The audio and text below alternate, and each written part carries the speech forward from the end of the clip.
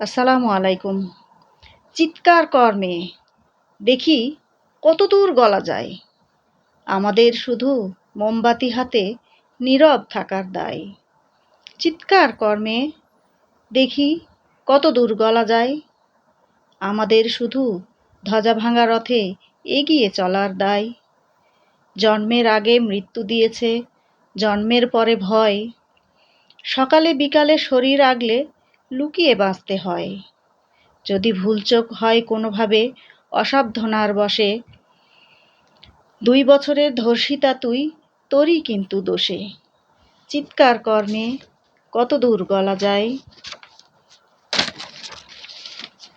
সম্ভব হলে সূর্যের আলো মাখিস না চোখে মুখে, না হলেও খুব চুপি চুপি মাখ, পাছে দেখে ফেলে লোকে।